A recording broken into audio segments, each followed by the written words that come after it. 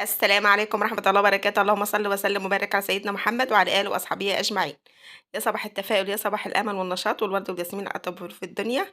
ربنا يسعدكم ويهنيكم ويديكم كل اللي تتمنوه، آمين يا رب العالمين، ويجعل كل أيامكم سعادة وهنا وراحة البال، آمين يا رب العالمين، وشكرا لكم على التشجيع، جزاكم الله خير. بصوا يا حبايبي، النهارده بقى كده روتين كده جامد، وهنعمل أكلة سعودية جميلة جدا.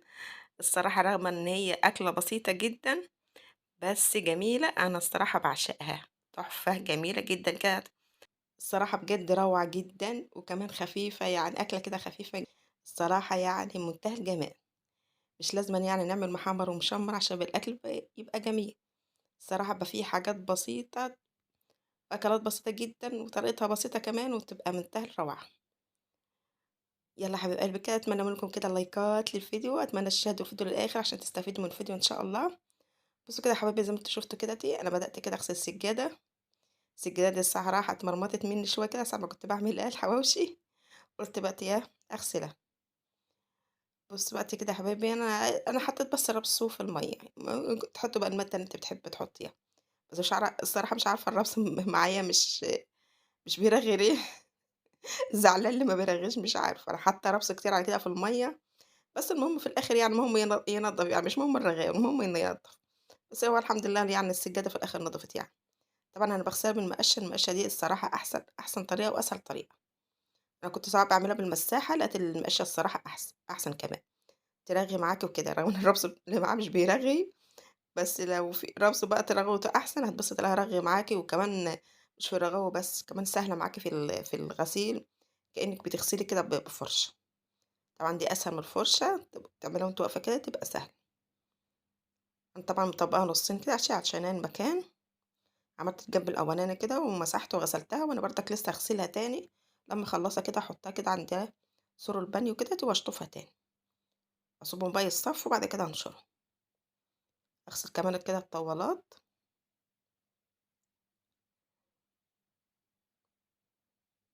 جنب طبقتي، أهو دلوقتي باحط عليها مَيّة كده بقى أشطفها تاني،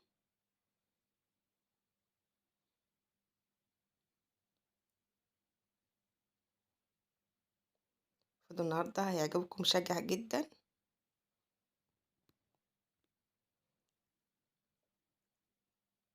وأنا باحط مَيّة كده وأشطفها، طبعًا بقى أنا قُمت كده الصبح بدري كده قبل ما المَيّة ما تروح، يعني أنتم عارفين ما بتجيش إلا آخر الليل لحد كده لحد الضهر كده تلاقيها راحت، فبدّرت كده الصبح بدري، كنت بقى ألحقهم كده عشان أغسلهم، أنا مخلّصة كل حاجة من بالليل، حاجات الشقة وكده كعكة المواعين وأنا منضّفة المطبخ والدنيا تمام، مروّقة الدنيا، وطبعًا عاملة حسابي وخزنت المَيّة وكده، ما عنديش بقى سلاسيل، جيت قُلت أبقى أعملهم بقى الصبح، عشان المَيّة بتيجي واخرة ما بتجيش إلا الساعة 02:00 ومش هالحق بقى أخلّص ده كلّه بالليل، أنا كفاية المطبخ بياخد معايا موال الصراحة، أعمل المطبخ، أعمل الغسيل، ربنا يكرمنا والمَيّة دي تتصلح حالها، آمين يا رب. أنا الطوّارة جبتها بقى وشطفتها كده هي خفيفة يعني عملتها كده عند الحوض على طول، اللهم صل وسلم وبارك على سيدنا محمد، أجيب بقى التانية، الواحد برضك ما تتقلوش على نفسِك، يعني اتعودي كده يعني معاكِ الأسبوع بحاله، كل يوم تعملي فيه حاجة. الصراحة أنا ما باحبش أعمل كل حاجة في يوم واحد، يعني الواحد يتعب نفسه يجهد نفسه ويعمل كل حاجة في يوم، بعد كده الواحد بقى يلاقي نفسه تعبتِ لا قدر الله ترقدي بقى من كتر التعب، فأنا على إيه؟ وكمان غير بقى لو أنتِ ما تعملي كل حاجة كده مرة واحدة كتيرة، تلقى نفسِك مكسلة، لأ أنا لسه هاعمل كذا وكذا وكذا، لأ، هتكسلي تتحججي بأي حاجة، لأ خلّيها بكرة، خلّيها بعده، عشان أنتِ شايفة الحاجة تقيلة وحاجة صعبة عليكِ، لأ خلّي الحكاية كده سهلة كل يوم حاجة. أنا مثلًا كده باعمل كل يوم أوضة، وكمان لو عملتِ كل الشقة مرة واحدة مش هانضفها تنضيف عميق طبعًا، يبقى صعب، كل يوم أوضة كده تبقى سهلة عليكِ، تعرفي تنضفيها بقى تنضيف عميق كده تنضيف يعني الضمير، وطبعًا السجادة في يوم، يعني كل حاجة في يوم عشان الواحد ما يتعبش برضه، كفاية برضك بقية الشغل بقية اليوم، هنا كده خلصت كده يا حبايبي، ومسحت بقى كده الحمام بعد ما خلصت. عملت بردك بالمقشة كده اي في حاجة في الارضية هتنضف، في بقع في بتاع عملتها بالمقشة نضفت زي الفل. الصراحة فكرة المقشة دي جميلة جدا برضه. جبت المساحة كده بقى عشان ازيح المية كده ولا ألمها. هنخش مع بعضنا كده المطبخ، هنعمل كده أكلة صعيدية. هنا بعمل أكب كده مية لحد ما والأرضية معايا كده تنضف. لميت المية كلها كده الدنيا كده تمام. دول بيصفوا كده براحتهم خالص، بعد كده نشرهم إن شاء الله.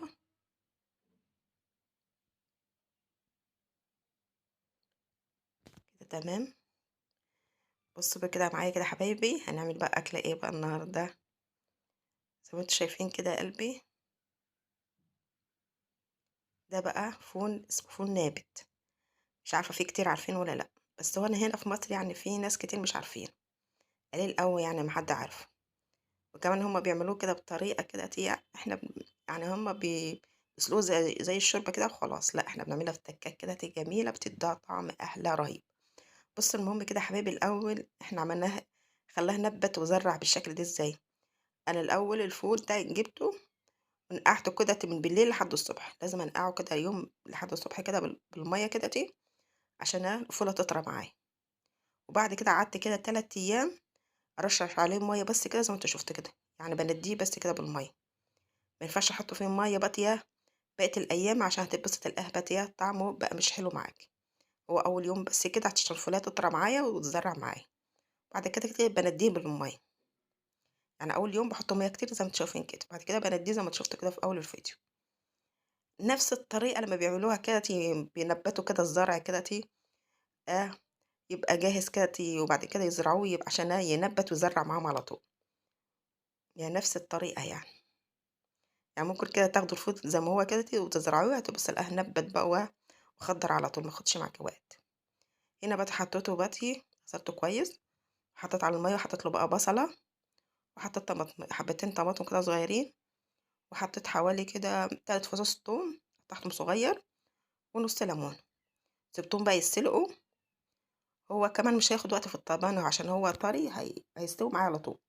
بس انا مش اول ما بيستوي بقفل عليه، لا بسيبه يغلي كمان شويه. ليه؟ عشان بقى طعمه كده يطلع معانا كده في الشوربة كده، وتدينا كده تخلي الشوربة كده طعمها جميل. لو قفلت عليها على طول تبقى الشوربة طعمها مش حلو. بس بقى يعني تتهري مع الأصح كده، مش بتهري قوي يعني، نص ونص يعني، مش بسيبها تتهري قوي عشان تدينا كده طعم في الشوربة. هنا جبت العيش كده وقصقصته كده بالمقص عشان اجهزه كده، اعمل بقى كده فتة كده استوى معايا. هنا في مصر بقى بيعملوه لحد المرحلة كده بس، ويشربوه كده زي الحمص كده. لا احنا ما بنحبوش كده نعملها تكه بتفرق معانا في الطعم خالص. شوف شكله بقى بعد ما استلقت يا حبايبي. وكمان هما بيعملوش بالفته زينا كده ما بيشربوش زي الشوربه بس كده، لا احنا بنعمله فته، وفي اللي بيشربوه كده بالشوربه برضه جنب الاكل. هنا بقى التكه اللي بنعملها بقى جبت معلقه كبيره توم، وحطيت معلقه سمن. انا معلش بقول لكم بقى البوتاجاز متمرمط معايا في الجنب ده يا حبايبي كده، حتى الفول بدمسه فبينزل الميه بتاعه فبيبهدل لي البوتاجاز. بس هو الجنب التاني نضيف، انا كنت ضحكه من بالليل طبعا، بس لما حطيت بقى الفول بهدل الدنيا. لما يخلص بقى ان شاء الله ادعوكم. المهم بقى تمام كده، انا حطيت كده التومه اما قربت تحمر معايا كده تصفر هي يا دوبك بس كده. هنزل بقى بالتوابل. التوابل معايا ايه يا حبايبي؟ احط لهم فلفل اسود، كل حاجه كده حوالي ربع معلقه، مش كتير يعني. فلفل اسود على كزبره على كمون. احط كمان بابريكا، بتفرق معايا في اللون خالص، ده لون وطعم جميل. شايفين كده حبايبي. وانا كنت حطيت الملح باتيه اول ما استوى معايا كده، احطهم كده مع التومه. مقدرش احطهم على الشوربه على طول، لا حطيتهم مع التومه عشان التوابل تتشوح معايا كده والروايح الجميله كده تطلع، العطور الزيتيه بتاعتها تطلع وتدينا طعم اجمل. شايفين عطت لون جميل ازاي في التومه، هتفرق معايا دلوقتي في الشوربه. صراحه فرق كتير في اللون وفي الطعم كمان. سهر عجبتهم جدا جدا. وأنا كمان كده عملت جنب الأكلة كدهًتي عشان هُم عيال بيحبوهاش بفتة، بيحبوا يشربوها كده زي الحمص كده، فعملت لهم جنبها بقى حبة فول وجبنة وطعمية والحمد لله. أنا ما عملتش بقى إلا رغيف واحد بس كده عشان هاكل منه أنا وبيوسف بس. شايفين الجمال؟ ما شاء الله عليها تحفة. جربوها يا حبايبي كده وهتدعوا لي، والله جميلة جدًا وخفيفة، وخصوصًا بقى في الشتا تدفي وتبقى جميلة جدًا. تعمليها كده نوع من المشروبات تحفة. طبعًا الشوربة في الطاسة أنا ما فوّتّهمش، حطيتهم كده حطيت شوية شوربة في الطاسة ورجعتهم تاني. شوية البهاريز في الطاسة دول ما يتفوّتوش، ده أحلى شوية. قلّبتهم بقى كده دلوقتي بقت إيه، هاغرف كده أحط شوية كده ده للعيال كده هُم يشربوها زي الشوربة كده، شايفين لونها يا جماعة؟ جميلة. طب البابريكا عطت لها لون جميل جدًا. أحط لهم شوية هُم في الطبق كده يشربوه، وهنا بقى العيش هاحط بقى عليه شوية وأبِلّه كده بعمل زي الفتة. مزرّع إزاي؟ طبعًا كل ما تسيبيه أكتر يزرع معاكِ أكتر، يعني لو سِبتيه يوم واحد هتبُصّي تلاقيه منبت حاجة بسيطة، أنا باسيبه بقى ييجي 3 أيام عشان باحبه والزرع يبقى كبير أوي كده بعاجب الأولاد كده وشكله حلو. شايفين؟ إيه رأيكم؟ أتمنى النهارده كان الفيديو يكون عجبكم، وإن شاء الله فيديوهات أحسن وأحسن، وأترككم في رعاية الله وأمنه، ومع السلامة يا حبايبي في رعاية الله.